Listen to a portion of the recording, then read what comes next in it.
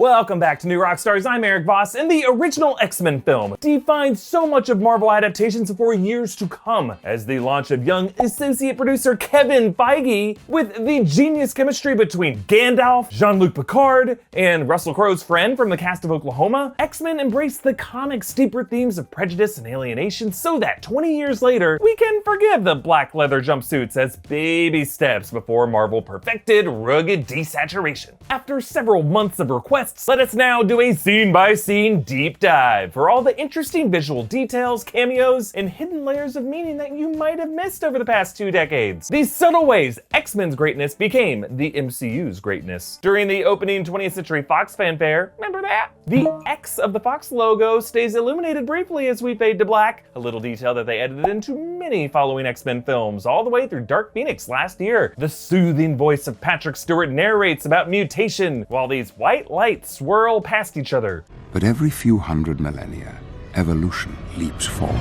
And this 90s screensaver bullshit represents the X gene that links all the mutants via Cerebro. We are in the mind of Charles Xavier in this moment as he's trying to reach out to the other side of this movie's big debate, Eric Lehnsherr Magneto, which is why the door of Cerebro is locking away Eric's tragic origin separated from his family at Auschwitz. Young Eric uses the power of metal manipulation to bend the gates into a crude X shape, an interesting bit of parallelism with Charles Xavier's X door leading to Cerebro that this memory is locked away within. For Eric, the number tattoo and the smoke from the Auschwitz chimney forever link him to all the oppressed souls that humanity has scattered in a diaspora. And when Charles uses Cerebro to track mutants, they do appear lost and scattered within a smoky haze. But speaking of the dangers of evolution, thanks to Dodo Peak for sponsoring this video. Dodo Peak is a new retro-inspired arcade action platformer made by Movin' Pieces. It is out on Nintendo Switch for $9.99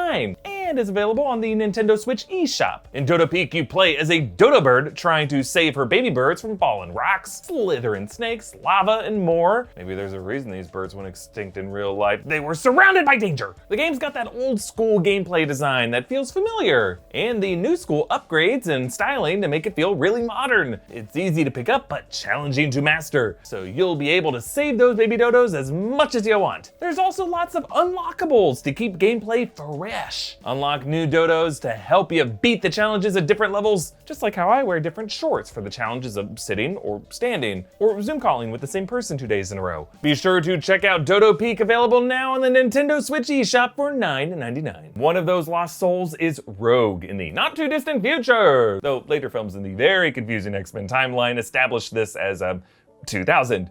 Up the Canadian Rockies. I want to be kind of cold. Well, that's the point, stupid. Rogue's dream trip with her boyfriend is what leads her up to the Canadian Rockies, where she runs into Wolverine. The filmmakers chose to lead with the origin stories of Magneto and Rogue to frame X-Men as a story of prejudice and alienation. The horrors of World War II and a teenage girl who can never touch anyone both underline how superheroes in these movies are not having fun. And that political reality continues with Jean Grey's Senate speech over mutant registration. Senator Kelly showboats. I have here a list of names of identified mutants. A girl in Illinois who can walk through walls. Now, what's to stop her from walking into the White House? Of course, he's referring to Kitty Pryde, Shadowcat, who does show up later in this film, and in X2, and then recast as Ellen Page in The Last Stand. And indeed, X2 does open with a mutant attack on the White House. A very sick attack. Really, Senator Kelly is invoking Senator Joe McCarthy during his infamous communist witch hunts of the 50s, when he blustered that he had in his hand a list of known communist infiltrators in the government. Originally, Stan Lee based the mutant debate in his comics on the civil rights movement of the 60s, which we see in the dialogue between Charles and Eric. These two's relationship was inspired by the relationship between Dr. Martin Luther King Jr. and Malcolm X, with King preaching nonviolent legislative progress like Charles does, and Malcolm X preferring more radical revolution like Eric does. Yet ultimately, both men wanted the same thing, which the camera work reflects here with Eric and Charles with the framing. Both men are framed on the side. As they speak to each other, their visions aligned on the same vector, but their means to that end cast in different lights. Charles in open, truthful sunlight, Eric in dark shadow. The truck driver who drops off Rogue is George Buza, who voiced Beast in the X-Men animated series. And here we meet Logan, cage fighting as the Wolverine. He's got the hair, the dog tags, the cigar. Already comic fans were like, yes! With each of his hits, the sound mixer snuck in a metallic clank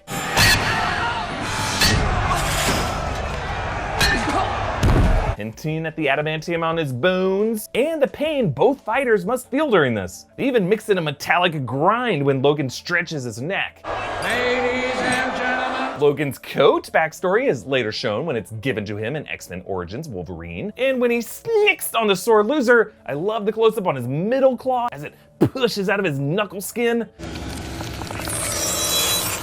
Ugh. But again, these powers aren't fun. Well, they are for us, but not for these characters. When they come out, does it hurt? Every time. And without looking, Logan slices the shotgun through the stock without clipping the guy's arm, piercing the shell to spill the buckshot. So Logan sliced this so cleanly that it would not ignite the round. This angry punch pulling is key to Wolverine's character. Hugh Jackman said that he took cold showers every morning at dawn, biting his tongue to keep him from yelping and waking his wife, all to prep himself as a deadly warrior who could massacre a room, but must restrain himself. As Kevin Feige would later reply to Iron Man, it's not about the boom, it's more badass to attack, but with surgical restraint. And compare Wolverine's smoothness here with the opening scene of his final film, Logan. He is so beaten down that when he slices that shotgun, he recklessly cuts the guy's arm off so that the guy's finger is still on the trigger and it fires, blasting Logan's car. Amazing attention to detail by that director, James Mangold, to call that back in Logan. Rogue stows away in Logan's trailer. I saved your life. No, you didn't. He's right, Logan would have survived the sore loser stab, but Rogue does see his true power in the flesh during Sabretooth's attack, and she learns that his claws and fighting skills aren't powers themselves, they're consequences of his real power of healing. And she gets a fuller, complete before and after picture of this walking weapon, with a deeper, darker past than she can ever really know. Storm and Cyclops save him, but Logan's truck and trailer explode, destroying his motorcycle, which is probably why Logan feels no shame stealing Cyclops' motorcycle later, and again at the end of the film. And we meet Magneto's Brotherhood of Mutants, first with Toad, Darth Maul actor Ray Park, seen with his eyes bigger via goggles, like a toad, and he's spraying this metal copper green. This is the piece of the Statue of Liberty that they later use to conceal Magneto's conversion device. Magneto has some Newton's cradle balls, but notice they're swinging without strings. He's doing this with his mind, presumably as a kind of stress ball exercise, and he compares Wolverine's dog tag number to his own wrist tattoo. But it's a little misdirect to make us think that Magneto has an interest in he and Logan's parallel dark war histories and Logan's metallic skeleton, but really, it's just a fleeting fancy by the old man. Rogue is his true target. At the X-Mansion, Logan meets Charles, who, now that he's safe home away from the judgy senators, he wears his pride with an X pin on his tie. And his students here are all mutants we know. Jubilee, recast for X2, and then again in Apocalypse. Mirage, Danny Moonstar, who will be the central figure to the upcoming New Mutants film. Pyro, who was also recast in X2. Iceman, Bobby Drake, and this movie's Shadowcat, Kitty Pryde. Notice how the chalkboard depicts refraction of light through a curved lens? It's a little foreshadowing of the tactic that they will use to redirect Cyclops' optic blast on Sabretooth in the final battle. As Aurora Monroe Storm, Halle Berry tried to use a Kenyan accent to reflect the character's African ancestry in the first film, but she dropped it in later films, thank God. She's all right.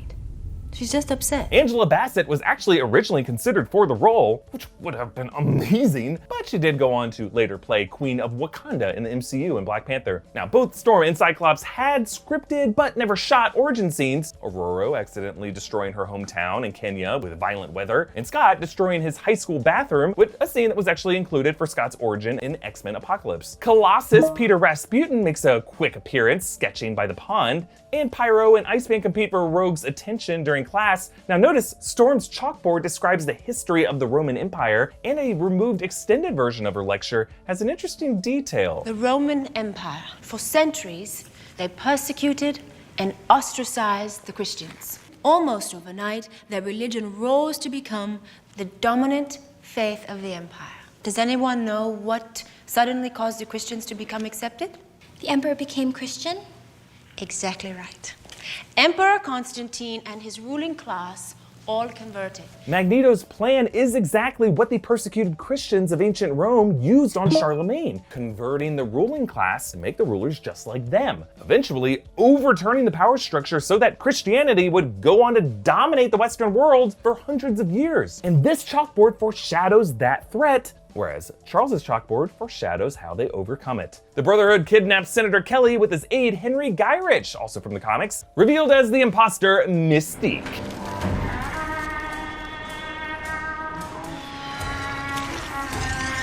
Composer Michael Kamen used a cello for Mystique's theme for its fierceness and eroticism. Hans Zimmer and Tina Guo actually later applied the same principle using the cello for the iconic Wonder Woman. And Magneto later reveals that Mystique was playing the long game here. Mr. Gyrich has been dead for some time, Senator. And if you listen closely to the final minutes of the movie, a news report explains what they did to the real Gyrich. Coroner's reports seem to indicate Gyrich was mauled by a bear. Yeah, mauled by a bear sounds like Sabretooth wrecked Gyrich. So the X-Men analyzed Wolverine's anatomy. Experimentation on mutants. It's not unheard of, but I've never seen anything like this before. Now, X-Men First Class later kind of retconned this, with younger Charles and Eric briefly finding Logan in the early 60s, though Weapon X would have wiped Logan's memories, and Charles probably wouldn't have known the full details of Logan's surgeries at that point. Go f yourself. Scott and Logan butt heads. It must just burn you up that a boy like me saved your life, huh? Yeah, he calls himself a boy because there was some removed dialogue from this spat. Some mutants take pride in their gifts, especially those of us who are willing to fight for what we believe in. Have you ever seen real combat, boy? Logan accidentally stabs Rogue, but she absorbs his healing abilities. Actually, in the X-Men comics, Rogue's powers of flight, super strength, all the other shit she can do, actually came from her doing this same thing to Miss Marvel, leading to some theories that Captain Marvel 2 in the MCU might introduce Carol Danvers' relationship with Rogue. The Brotherhood uses Magneto's machine to convert Senator Kelly into a mutant, transforming his flesh into that of a jellyfish. And the first thing he sees when he washes up on a beach is a kid cruelly poking a jellyfish, a little microcosm of how humankind would now treat him. Cameoing on the beach is our man Stan Lee. His first appearance in a Marvel movie after many Marvel TV cameos and a cameo in Blade that was cut. Gary Goddard also cameos here, but I don't really care. Logan tracks down Rogue. The first boy I ever kissed. I can still feel him inside my head. And it's the same with you. Yeah, solid writing here. She means I also feel your presence in my head, Logan, but it rings true for Logan because he also carries his countless victims with him in his conscience, a cryptic guilt that cuts right through his amnesia that clouds the specifics of his victims. But Magneto attacks. My dear boy, whoever said I wanted you? Yeah, a solid twist, reframing this from Wolverine's story back to the alienated girl that we started with, Rogue. Magneto threatens the cops, dropping their cars and pointing their own guns back at them. He so clearly relishes being able to flex like this after he and Charles had to hide in the sidelines and the shadows as those who thought they were in power debated their rights. Storm watches helplessly as Senator Kelly bloats into a water balloon and pops, with a great sound effect of Kelly gargling and drowning on his own body water. Digital Domain Special Effects Director Sean C. Cunningham said that they considered showing Kelly's internal organs during this transformation, but concluded it would be too gruesome. But not for our editors!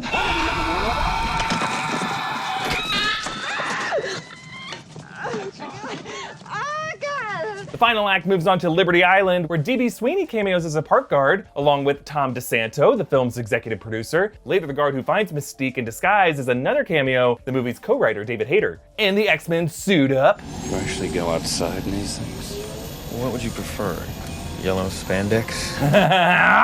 Now, in fairness, X-Men Comics authorities, Stan Lee, Chris Claremont, they supported this change to black, agreeing that bright blue and yellow might be a bit impractical, though tell that to the cast who managed to get one take of them hopping over the barrier, but otherwise really struggle to move in these. Oh my god, whoa, this is insane. Nobody can move in this. Mystique hides in plain sight as a smaller Statue of Liberty, and I love that she's right there in the middle of the lobby when they first enter, just behind Scott the moment Wolverine uses his middle claw to flip him off. It's this moment when Mystique reads Logan's appearance and his claws so that she can copy him. And then seconds later, after Logan wanders off, you can see the moment Mystique, behind a different column, shapeshifts into Wolverine, where her arm juts out of the shadows right before approaching the others to try to trick them. 20 years before we had Cap versus Cap, this movie delivers it here with Wolverine versus Wolverine. And there's more solid attention to detail of Wolverine's real adamantium claws, sharper than Mystique's false copies, because only his are true adamantium. And during their fight, there's another metallic ping when Mystique kicks his gut. Now, the reason Mystique screamed in pain when Wolverine cut her claws is that when she's finally beaten, notice how she chaotically shifts again and her claws come back out, though they morph back into what look like fingers. So it was part of her flesh that Logan cut earlier. That's why she was in pain. Toad battles Jean and Storm, with Ray Park twirling the staff in a self-homage to his mall moves. And then this infamous moment. Do you know what happens to a toad when it's struck by lightning? The same thing that happens to everything else. Now, Avengers director Joss Whedon was one of the writers who did a pass on this script, and this was one of the jokes that he wrote, along with this one. Hey, it's me. Prove it. You're a dick.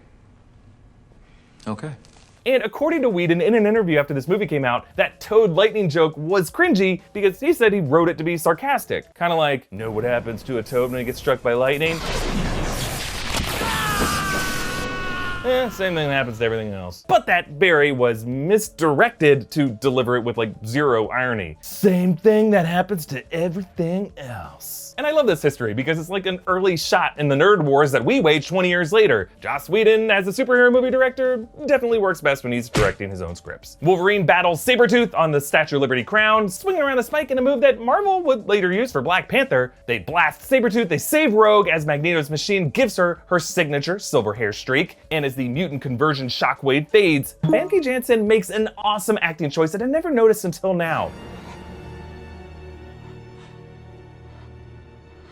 Now, earlier, Charles speculated that this device had no effect on mutants, yet it does stir something inside Jean here. And in X2, she and Scott reference this moment. I wasn't really sure how to say this, but ever since Liberty Island, you've been different. So yeah, right here, we are seeing the moment the Phoenix Force reawakens inside Jean. Logan heads off to Alkali Lake in the Canadian Rockies to investigate his Weapon X past, and they realize that Mystique lives on disguised as Senator Kelly. But on to the amazing final scene. This movie opened with Charles using Cerebro to reach out to Eric, and it bookends with these two old friends playing chess, reflecting their roles as movement leaders, sacrificing their foot soldiers in this ongoing war. Doesn't it ever wake you in the middle of the night? The feeling that someday they will come for you and your children.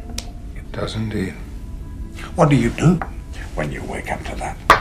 I feel a great swell of pity for the poor soul who comes to that school looking for trouble. Actually, X-Men Apocalypse ends by referencing this same exchange. Doesn't it ever wake you up in the middle of the night? The feeling that one day they'll come for you and your children. It does indeed. What do you do when you wake up to that? I feel a great swell of pity for the poor soul that comes to my school looking for trouble. Indeed, their fears come to pass in X2, when Stryker leads the charge to the school. Actually, a real-life chess master working with 538 analyzed Charles and Eric's endgames in this game of chess, and their strategies fascinatingly reflect their characters' ideologies. Eric overvalues his more powerful pieces, but Charles is more willing to sacrifice his pieces, even having given up his queen, and relies on simple pawns to box in Eric, similar to his character's trust in humans to help him in his victory. Both men are imperfect. Charles lets many of his beloved warriors die in the battles to come, but his faith in all people, powerful pieces and pawns, mutants and humans, strong and weak, ultimately reward his hope.